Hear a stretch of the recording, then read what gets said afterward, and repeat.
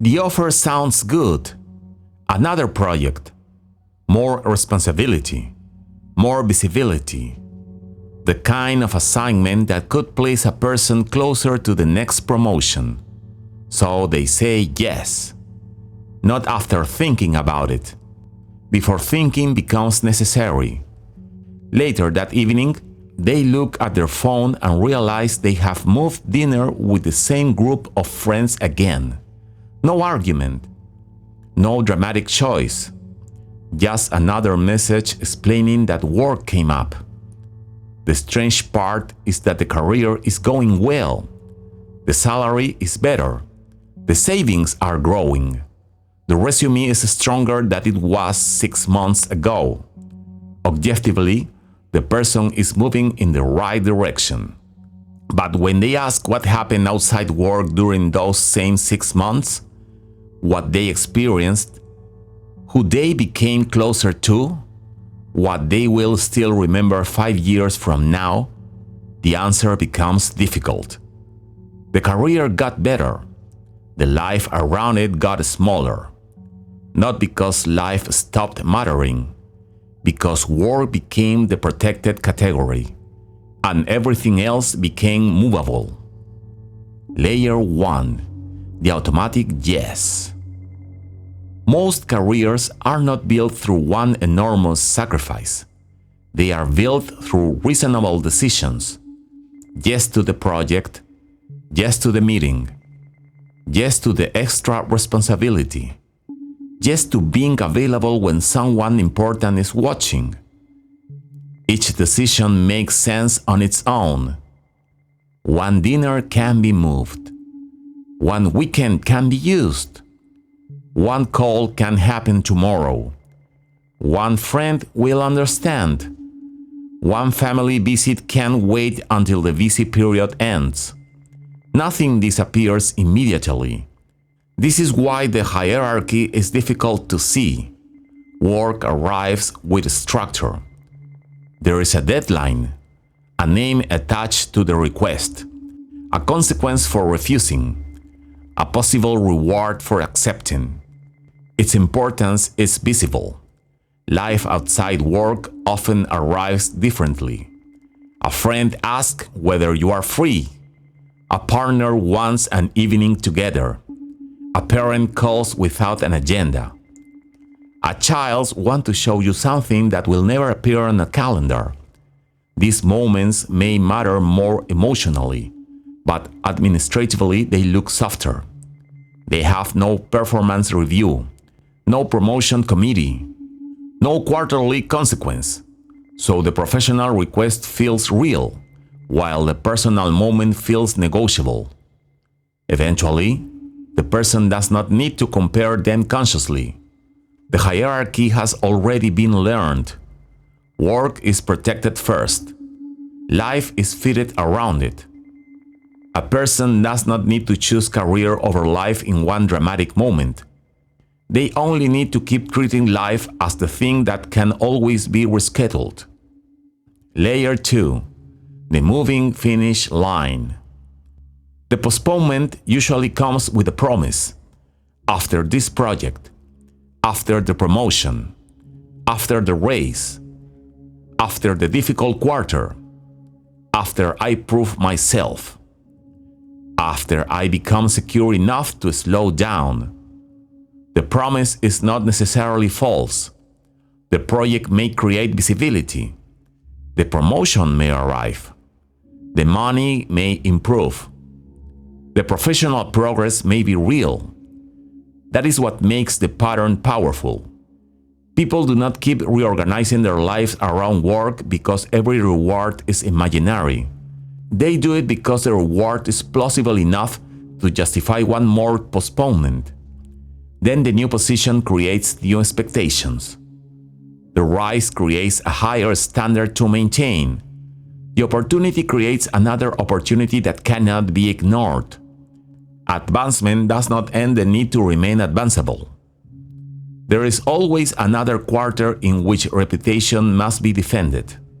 Another opportunity that may not return. Another period when slowing down appears irresponsible. The future moment when life can finally take priority keeps being financed by the present moment in which it cannot. For an ambitious young professional, slowing down may feel like becoming invisible. For a parent, saying yes may feel like providing. For someone from an insecure background, constant availability may feel like protection against returning to instability. For someone who has finally entered a room their family never had access to, stepping back may feel less like balance and more like risking everything it took to arrive. Maybe they truly are doing it for the people they love. But there is a difficult question hidden inside that explanation. How long can an absence continue to call itself provision? Work sees the sacrifice and calls it commitment. The people outside work experience the same sacrifice as absence. Only one of those interpretations helps the career. So responsiveness looks serious, availability looks ambitious. The things being displaced remain private. No one at work sees the friendship becoming thinner. No one records the family ritual that stopped happening. No one places the unmade memory beside the successful quarter. The career has a visible ladder. Life has no dashboard. So the measurable part wins. Layer 3. The leftover life. Over time, this creates a particular way of living. Work receives the best hours, the freshest attention, the most reliable discipline. The version of a person who can prepare, focus, respond, anticipate, and deliver. Then life receives what remains. The tired version, the distracted version, the late version. The person who is physically present but still finishing the day internally. This is residual living, not the conscious abandonment of friendship, family, rest, intimacy, or meaning. The gradual habit of giving those things are residue. A person may still love deeply, still value their friendships, still want to be present, still imagine a fuller life. But desire alone does not protect time. What is rewarded becomes organized. What is scheduled becomes defended. What is emotionally important but structurally flexible is asked to understand, again and again. At first, this feels responsible. Then it feels normal. Eventually, it becomes automatic. The work version of the self receives constant reinforcement. Messages arrive. Performance is evaluated. Competence is recognized. Progress has language. There are titles, races, milestones, and evidence. The non-work self receives fewer signals. Friendship does not issue a quarterly report. Intimacy does not always announce when it is weakening. A private interest does not punish you immediately for neglecting it.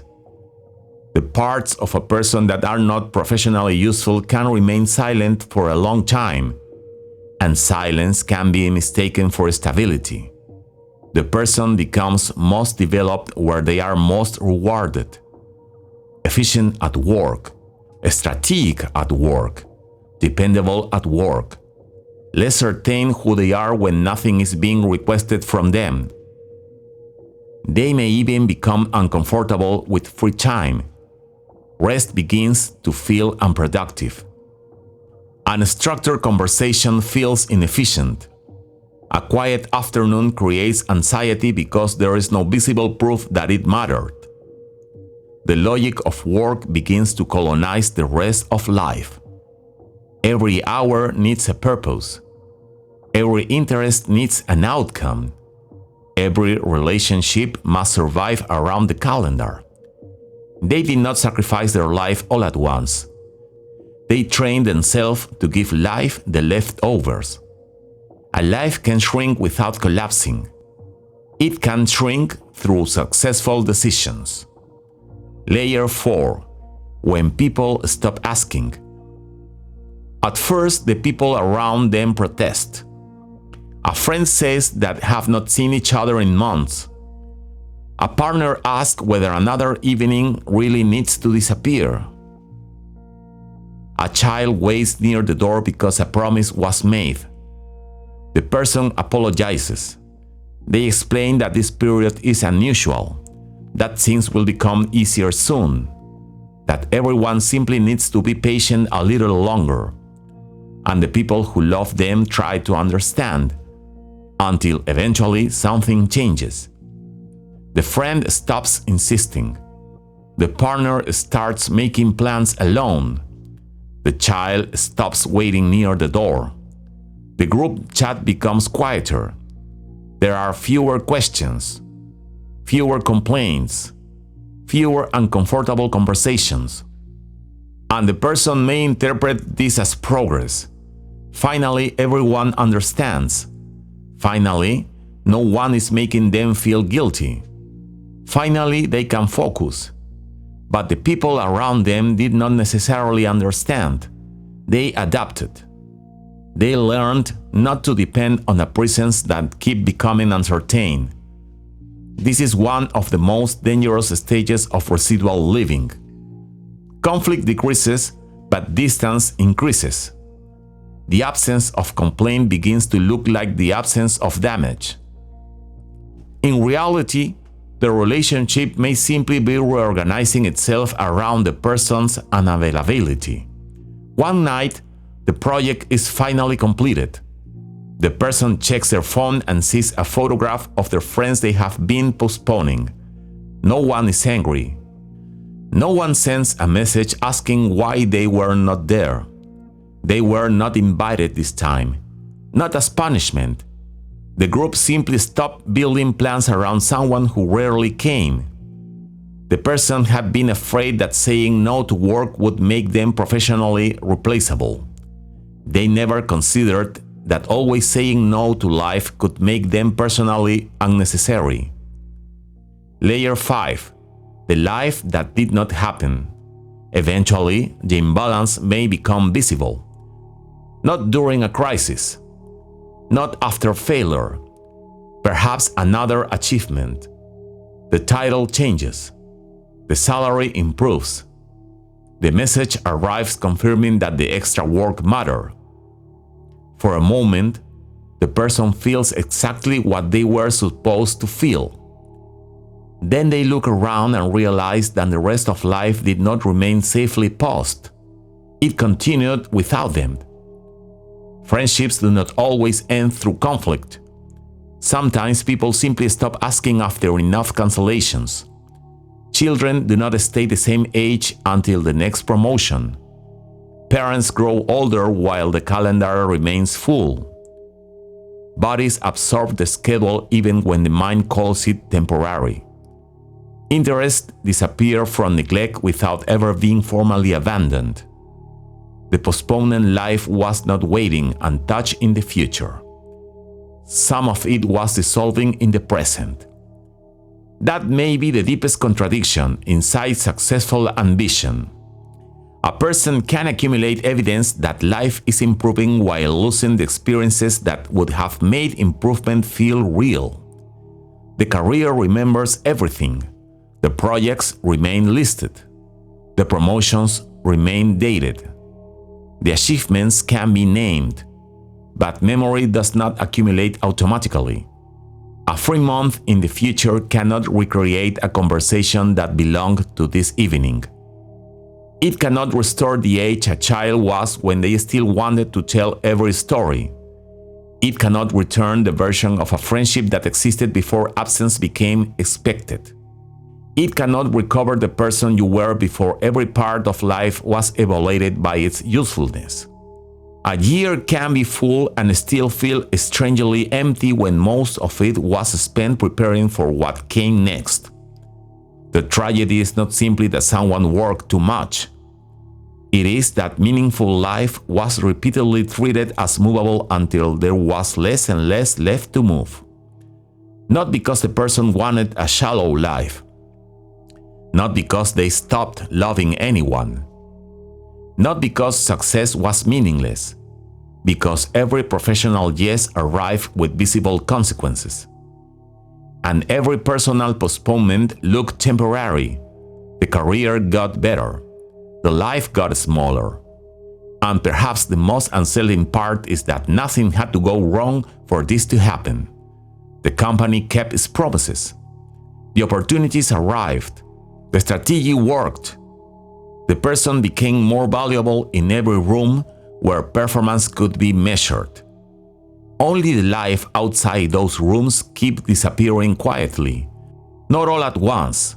One dinner, one weekend, one call, one season, until the person finally had the success they had been building toward, and fewer people waiting to celebrate it.